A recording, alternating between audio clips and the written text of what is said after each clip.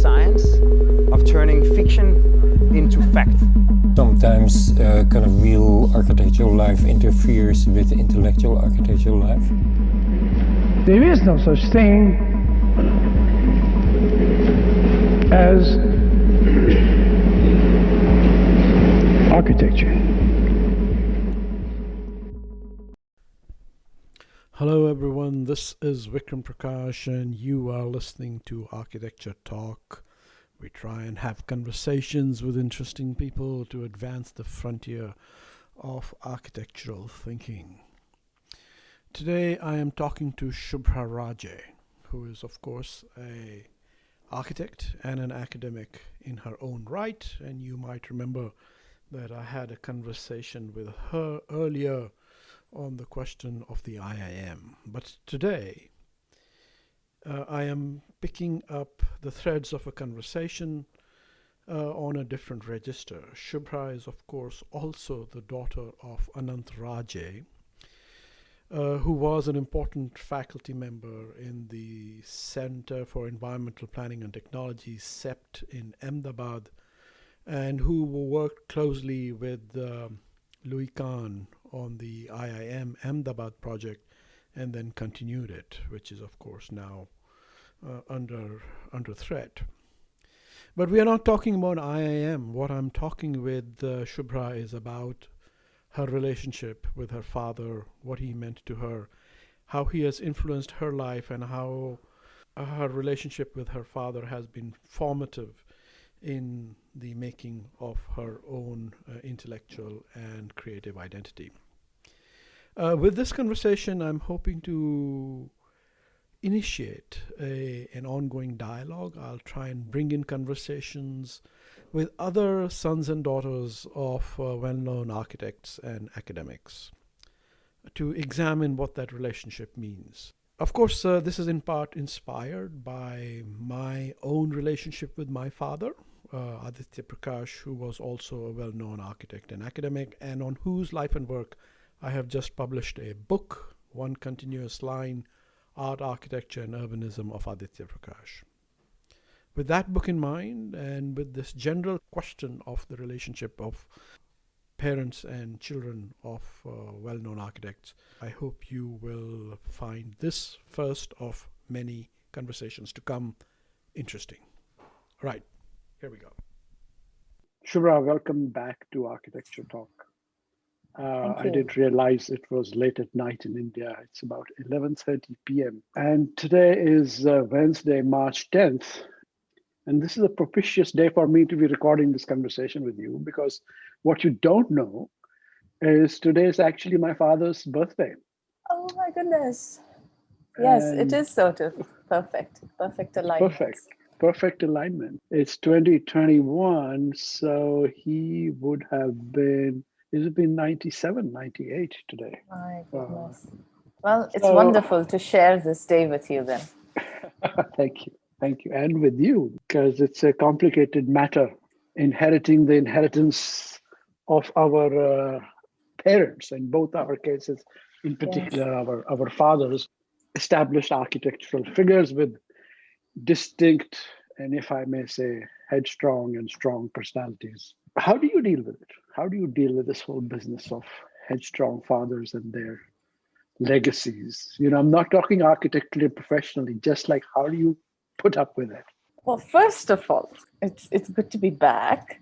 And I have to flag one big sort of difference is in the relationship between fathers and sons and fathers and daughters.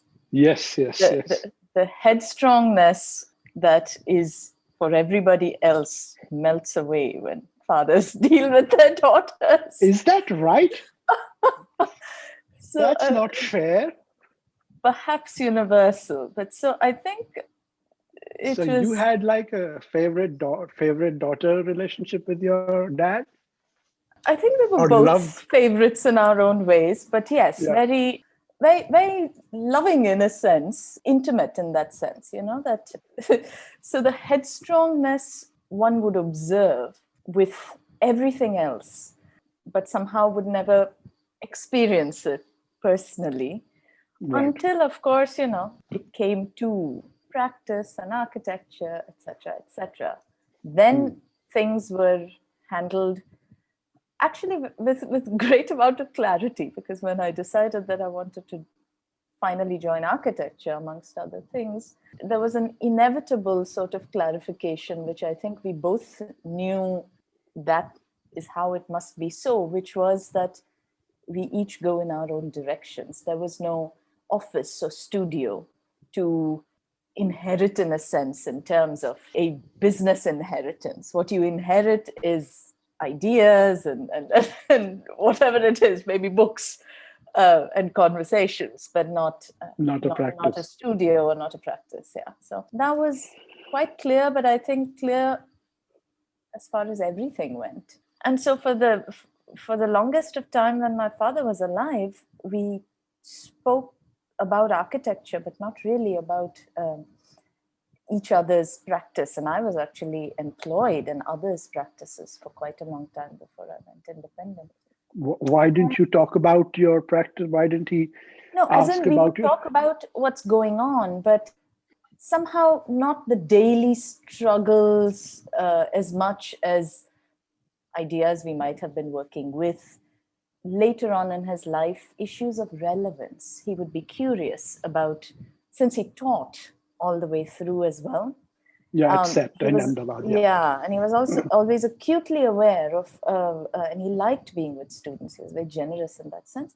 So he would observe changing, whether there were methods of working and representation, or even things that receded in terms of importance versus things that were emerging. I suppose that was his way, since he was not an academician in that way, or in some way having a very definite pedagogy. It was more practice that sort of flowed into teaching. The studio and his students was a way to gauge even where the history and patronage in India were going, because interests were changing. So we would talk about things like that, because he would say, hey, what are you guys talking about these days, sort of a thing. So did he think that you were moving in a direction away and more contemporary and different, or did he feel like you were very much his daughter? He was in general a very curious man. And so I think the conversations were one born out of curiosity, really, than of judgment. At least that's what I felt. Now, since we were in different locations also for most of my adult life, I started coming back to India only strangely after he passed away. So I don't know what he spoke about in terms of whether anxieties or pride, either with my family or his friends. I have no idea, and I don't want to know really. Is there a connection? Is there a connection between you were away and started to come back more to India only after he passed away? I think so. I mean, would it be something similar for you? Yeah, I mean, in one sense, yeah. I mean, can be argued reasonably that I left India and Chandigarh and that whole Chandigarh legacy to get away from it, and I suppose away from my father. And I made a huge investment back in Chandigarh after he passed away. I ran 5 studios out of Chandigarh. I built up 2 levels of his house, and did all this work in the city, and then published this book on him. I organized and moved all his archives. I would have done none of these when I remember having a conversation days before my father died. And he said to me, well, you're all of you are living abroad now, and when we are gone, just sell the house and move on. And when I look at, I think for me there was this very personal reversal. So in a sense, I sort of felt that my father didn't look after his own legacy very well, and it was my job to sort of do that for him. I don't know. What was your reasoning? What was your thinking? Ahmedabad, it's a small city in that sense, especially in the architectural world, is tighter still in that sense. So, and CEPT had a very, very strong pedagogy. So you do when you're graduating, you do realize that there must be more, A, ways to challenge yourself, B, also to just know more, of the world. So part of it was that, really. And the other part was, yes, to sort of be anonymous for a little while, because, I mean, you can imagine studying in CEPT and my father teaching there as well. In fact, I did a studio with him as well. You did? Well, at that time, things were a little more informal. And so therefore, this conflict of interest business, I think everyone just trusted each other. There were simpler times, I suppose. Oh, yeah, no. I wasn't worried about the conflict of interest business. I was worried about it would be difficult for me to do a choice, studio. In the matter, because at that time, the curriculum was very sequential. There were no choices. So if you want to go through second year into third year, you have to pass through the studio. For what it's worth. No, it was actually quite wonderful. Of course, there were awkwardnesses. I mean, at that age, you're 19, you're embarrassed being in the presence of your parent. Like any... That's it? That's all you have to say? You were embarrassed? That's it? Yeah. I was, fortunately for me, I was not such a bad student. I was sort of fairly diligent. So there was no... but yeah, so all of that, I think. Did you get grief from your fellow students or anybody about this? They were all very, very polite, come to think of it. I'm sure there must have been things not in my presence. Everyone was very kind. Or maybe it was just, I think my father was... had his own sort of reputation, or rather almost cultish, in a sense. There was this persona that I remember, the mythology of this particular teacher. No, I can confirm that. We all know he had a cultic reputation. So perhaps people just chose to stay away. Stay clear. Stay clear, not knowing exactly what our relationship was, so how much of it would go back, I don't know. But yeah, I think you do sense as that one would benefit, because otherwise, such a strong personality, you do wilt, yeah. I mean, it's human. No matter how well-meaning they are and all of that, you do. I mean, it's just so. Your word use wilt. Yeah, you sort of wilt now under the sort of not enough sun. You're too much in the shade. Outline that for me. Yeah, outline that for me. Well, how did you feel that? You begin to think like the person, and you don't know what your own thoughts are. And for that, you need a little bit of distance. Of course, you carry things with you. Childhood, you have there are certain ways of looking at things that you get brought up with, but you do need to, in a sense, figure out in all that what your voice is. So yeah. But how did you find your own voice? How did you find your own voice then? That sounds so pretentious, but no. I think it's simple things. When the first time, I mean, you go abroad as a graduate student, you're taking care of yourself. It's small things. It's everyday things. It's sort of mundane things that your scholarship money didn't come through because of some snag, and you sort of have to get work for the first month, and you're sort of scanning items in the campus store sort of thing.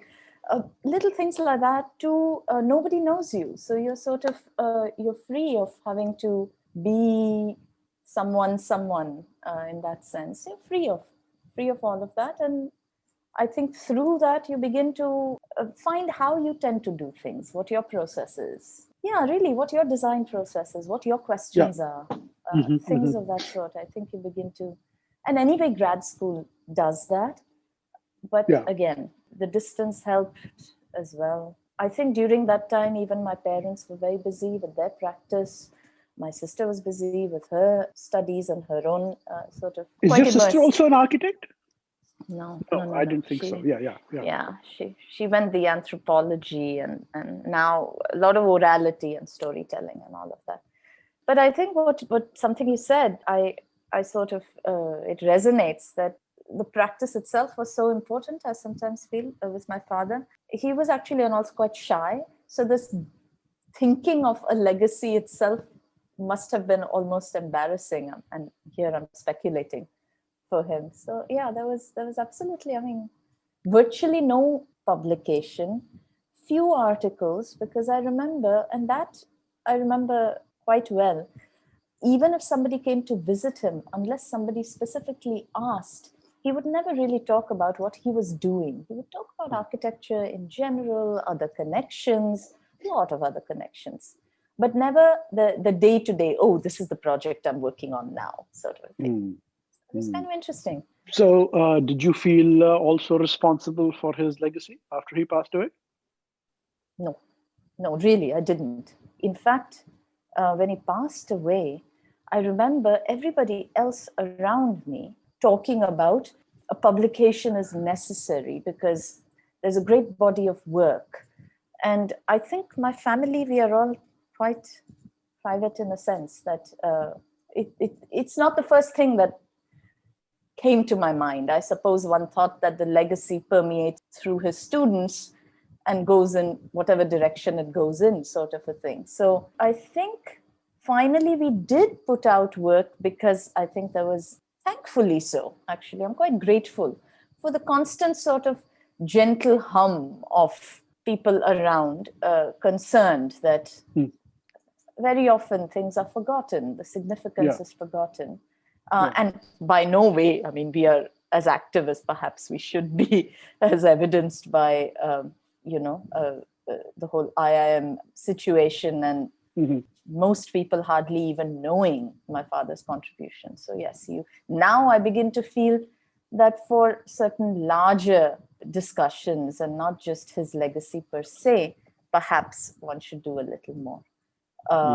But at that time, I think we put out this monograph where the monograph was really, except for the introductory note and a little bit of editorial note about how we put the book together, everything else, including photographs, drawings, were all what came out of his office, so in his voice, because it was such a intimate and sort of an introspective practice. He would constantly go to the site, photograph his buildings under construction, and was looking at the photographs. Then, you had these wonderful contact sheets, the early Photoshop contact sheet cropping for his photographers, the processing part of it. You could see thought in action, in a sense. So the monograph was really, in that sense, all his words. Words were very few because he wrote very little. There were very few lectures that were recorded, but those were very beneficial because we transcribed those and at least got an idea of how he chose to make linkages in his work. So even this monograph is really not anybody else looking at the work more. Whatever was in the office was just, yeah. That's a nice phrase you used, thought in action. And in many ways, design thinking is that, right? I mean, it's a difficult thing to encapsulate that or even communicate that, or it's a kind of a culture of thinking, which is what design pedagogy in many ways is about. So I want to use that as a pretext to return to my question. How many years has it been since your father passed? This year will be the 12th. Right. Yeah, my father passed in 2008, so almost the same time. 1 year apart. Yeah. 1 year apart. What year was he born, your father? 29.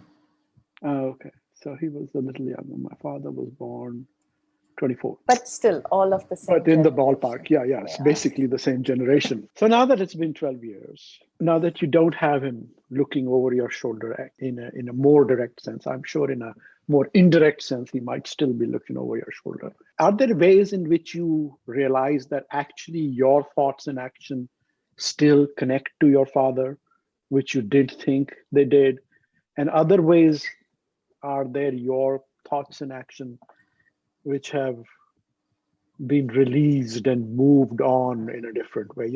What can you tell me about that process? I think, it's really strange, but I suppose as one gets older, you start noticing returns more, as in returning to certain ways of thinking, ways of working, of emphasis, what's important, even nature of practice, actually, and the relationship between practice and teaching. But that last bit, actually, Vikram, is something I was always fascinated in my father's case. If there was one fascination, more than even his architecture, which I'm only now beginning to know my father through his work, that is. Rediscovery of Raje. Is that what actually just discovery of one aspect which I didn't need to almost know his actual works, because Okay. I Speak didn't work about with that. him. Let's hear. Yeah. Like So something that I always carried with me as something that made a deep impression on me was the continuity between practice and teaching. That he never had his research projects or his theoretical work and then his practice. No, it all just flowed, and there was a certain rigorous intuition that he employed in both, in his studios as well, and wonderful ways of approaching the notion of history, experimenting with histories and making relationships that creatively yield something. So those things always made a deep impression on me, and they didn't seem odd. They seemed natural from him being anyway a great storyteller through our childhood. So the manner in which he introduced us to architecture, my sister and me both, seemed just a natural sort of an extension of what we grew up with. But the discovery of him came first starting to put his monograph. So you're actually listening to these recordings, because I don't think I was ever present for a lecture of his either. Really? But yeah, we were all in different places, and we came together. Yes, there would be evening lectures with a drink at home. Those are different lectures, But formal lectures, I was thinking about it, and I was saying, my goodness, I don't think I've attended any. And those were times prior to everything being recorded and everything being put on YouTube. So access to them was also, I think I only have access to 2 or 3. One was Feed Pune, end of his life. One was 84 or 89 from UNM, that I think this Professor Stephen Dent very kindly sort of dug up and sent me a VHS. So, very, very rare. So it was very interesting to hear. And when you hear a recording, that distance is there now, and suddenly you're sort of saying, it is a familiar person, yet there is something unknown that's coming out because it's a recording. But then when we gave everything to the pen archives, we kept sketchbooks for right now, because none of us had gone through them, all his sketchbooks. And when I started going through them, currently I'm going through his sketchbooks from 69 to 75, around that age. Now, that is my father in his sketchbook writing maybe about the precision of a stair and its relation to the foot and the human stride, and very fragile writing, small little books, like tiny pocket books with fragile handwriting. So not the big 3B Karandash, but this is a fixed pencil, most likely. Tentative thoughts. But this is my father as old as me. So we are talking through the sketchbook, and we are both the same age. That's another kind of discovery, which is just... That's a fascinating thing, isn't it? Yeah. When you suddenly realize he's the same age I am. Yeah, he's the same age. And those are actually the joys. So rather than the burden of legacy, I think I get lost in just the enjoyment of this and then hoping that something comes at the end of it. But I think it's important to do this so that when the next sort of publication, which probably is on the mid-distant horizon, at least it has some meat and content to work with, and work with the same kind of intimacy that he had in his practice and his life, where the two, there was no work and life kind of thing. Talk to me a little bit more about this pleasure of discovery and connection to the younger father. I have my father's journals from 1945 to 52, 53. His entire period when he went to England and did his ARIBA and came back to Chandigarh and joined the Capital Project. when he was much, much, much younger than me. I mean, in his 20s. Yeah, yeah. And it's a strange, it's uncanny experience. Familiar and unfamiliar in a sort of way. For me, it's a little unnerving, to be frank. Of course, I have these are sort of more personal diaries rather than sketchbooks. Sketchbooks Yeah, are a different. I have, and they're more significantly more intimate. So it's kind of more complicated, but you seem to exact a lot of pleasure out of them. Maybe it's because you're a daughter. Perhaps. So I knew my father. I don't know about, did your father marry late? Did he marry? Relatively for those age, he was 31. Okay, my father was like 40 or 41 when he got married. Is that right? Yeah. And when I was born, he was probably 44. So I always knew him actually no different from my peer group students, in the sense that I knew him fully formed as a practitioner. Let's put it that way.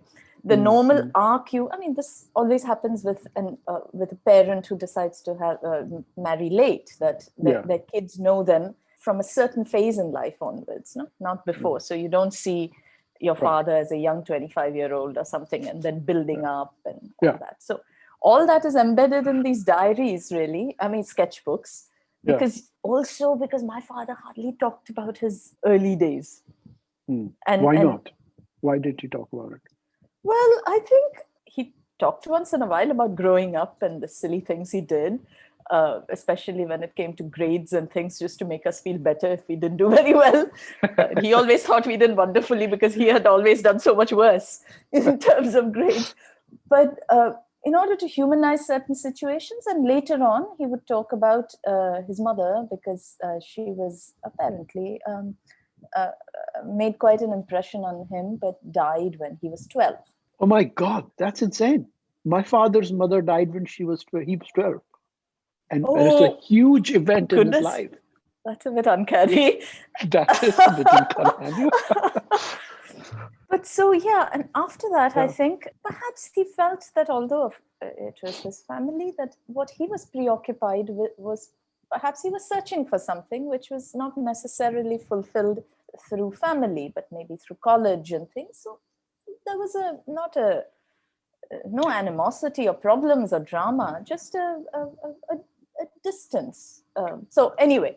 I feel like, the loss of his mother, and then my father, of course, was brought up in the Indian extended family by aunts and so on and so forth, was a unstated major factor in my father's life throughout, although he never spoke to me about it. And I've written a little bit about this in my book, but sort of as an absence rather than a presence. I mean, I don't know. Do you feel the same way about... Well, I hear a lot from my mother, a little bit from some of my paternal relations, and some from my sister. So he didn't talk to me directly about his mother's loss. Probably in that sense, never. But I think from what I know, from what my relatives have told me, she was the one with whom he would go to the theater. And I think she had a brother who was quite a radical Marathi playwright, etc. at that time. And so there were certain interests, which I suppose she helped cultivate in him. And so I'm sure the loss was something that then he went outside to look for developing those further, because at home, perhaps it was his mother through whom, at least the worlds he found of interest were opening up, at least until 12. So I'm sure it was a loss, but he never spoke directly to me about it. He would, in fact, he would be very sort of, it's like he would always, it's like how I'm referring to, like my father, not dad or papa or something. Similarly, he would always talk about mother. Anyway, so he didn't, except for anecdotes which were amusing, which were sort of humanizing in some way, cute and intimate and sweet in how you would talk to your child, I suppose, about your childhood. Apart from that, no, we didn't know. I mean, none of us know too much about his life until he came to Ahmedabad, quite honestly. Because after that, all his friends and colleagues who we know were the ones that were, I suppose, after you came to Ahmedabad. Isn't that strange? That is strange. Talk to me about the evening lectures with a drink. No, those would be fantastic, no? Because my sister and I went to boarding school very young. Which one? So we went in Kodaikanal. Oh, Kodai, yeah. Down south. Why? Why did you go? Why because were you? there were these riots, if you remember, in Ahmedabad. Yeah. You know, the Mandal riots, and Yes, schools yes, were shut for. First of all, it became very uncertain. So schools would shut down without much forewarning or anything. And then my mum thought that it definitely interrupted the studies. And at that time, you're sort of you're intrigued by the prospect of boarding school and things like that. Sure. Yeah. Father wasn't for it at all, Really? but he was outnumbered by the three women. So I suppose whenever we came back, evenings would be a time when, you know, they would come back from the office. So it would be a time for family addaya. Really, it was much like that. And we would, from music to visual arts to cricket to food, everything sort of wove in and out. And but they were important ways to mark the end of the day. And that sort of continued. So that's how one could see that there was with my father's practice. It was the sort of design thinking was you began to get, now that I'm sort of starting to put things together, you began to realize that it really what was of interest was life, really, because that's what you housed ultimately in architecture institutions. So let's return to the question of your distinct and different voice, and I'm going to lead this into a question of, you know, what are you retrospectively as a scholar and practicing person critical of? How would you generate a critique of your father? And I imagine obviously it's been important for you to define a distinctive voice. Is that important, and how have you done that from distinct from your father for yourself?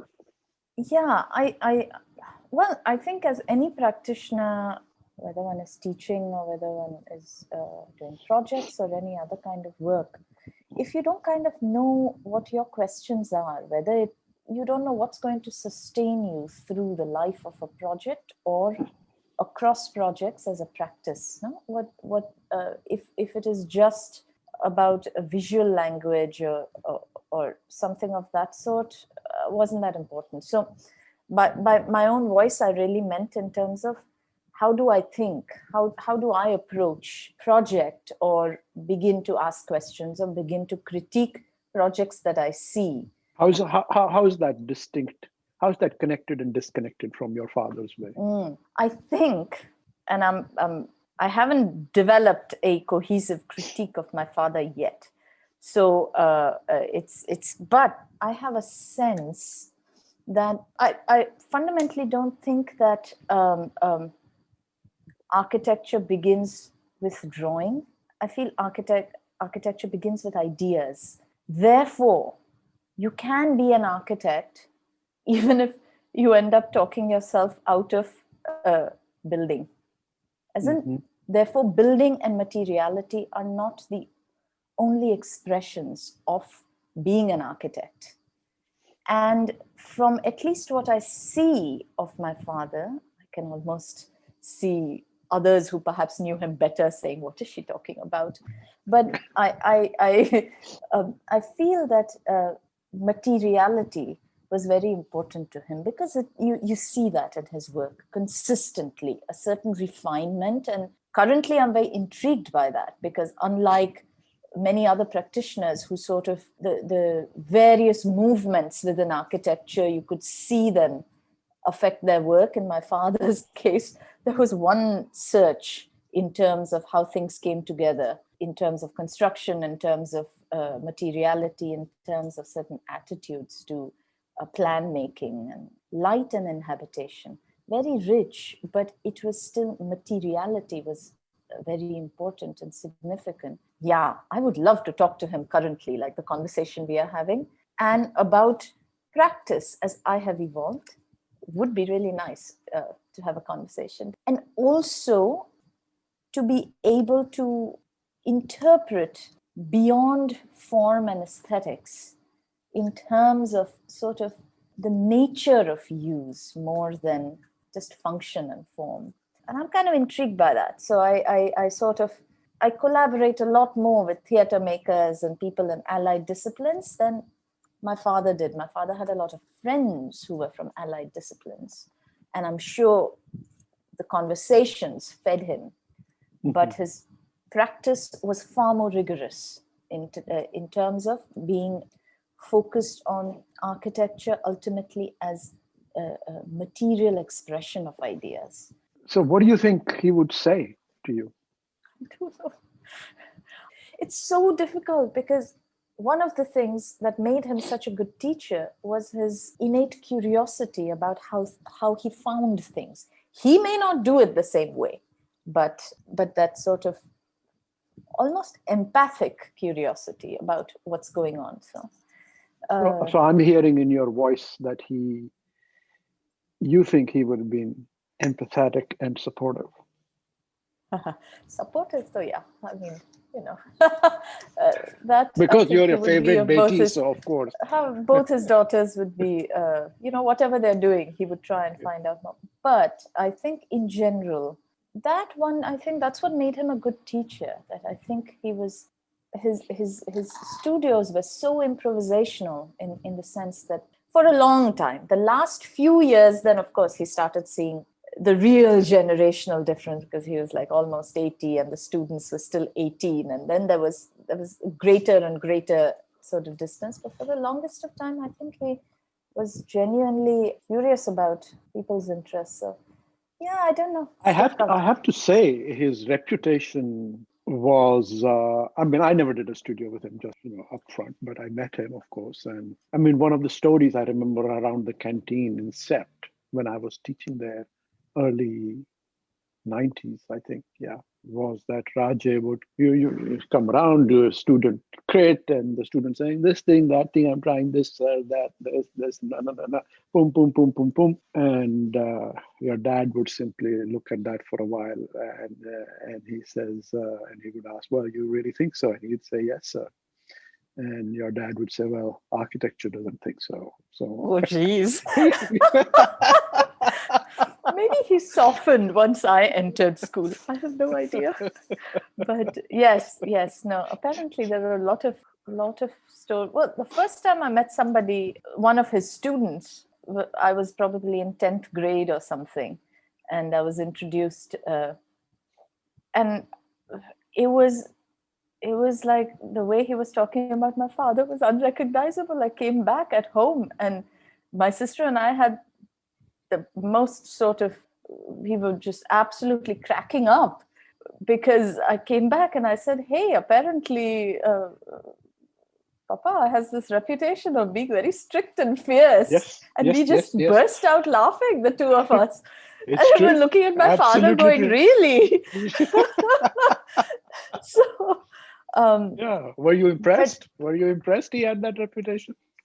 We were just bewildered that what would that even mean? But I can imagine because I would go to his office very regularly, because they would work. So if school finishes or if we were on summer holidays or something, you would end up spending time in the office more than at home. And I do remember, it doesn't now come as a surprise because there was a certain commitment to precision and rigor, and a certain intolerance for thoughtlessness and laziness in that sense. Yes. So, I remember there were my classmates from Chandigarh College of Architecture who did their training with your dad. That would have been in 1984. They came back transformed, changed people. In fact, Vikram, that I do remember. He would always take interns from certain colleges. Yeah. And Chandigarh was one of them. Is that right? Yeah. He always used to say that at least in that, and this I'm talking about in the 80s, I remember distinctly. He said they just had A, a great work ethic, and B, some sense of construction, and C, they didn't talk too much. So there is that. So, but I remember that very well. There were a whole slew of interns who came from Chandigarh. Yeah. That's my generation people. Yeah. Who trained under Raje and went on to do fine practices, basically using the Raje training of how to make a drawing. How to make a drawing, yeah. I learned that as well. And that was reinforced. I did learn that. I did work one summer in his office. Primarily, I think that's it. That's it. I think because my mother thought that I was whiling away my summer or something. The rigor was not the problem. But yeah, no, I did. I appreciated that. And I found that years later in the first office I worked. So the other thing that I feel I inherited from him was a deep regard for thinking through drawing, really, in that sense. And it is not hand versus another medium, but it is a continuum. Therefore, at each stage, what you're after is pursuing a thought to its end. So I may use 3 computer softwares, hand drawing, model making, everything together. But I learned that from him. I also learned developing a design. And this is all in retrospect, not when I was in the throes of it, but systematically, consistently developing a design. And I found all of that. That was part of the reason he, in fact, told me, go to the States. Because the universities there are they're wonderful because you can sort of access so many departments. Although he never did graduate studies in the US, because he was in Philadelphia, he went to UPenn sometimes when Kahn would invite him for his studio juries and things. Anyway, but also he said work in an office, and an office that does honest work in a sense. You will learn how to make a drawing set.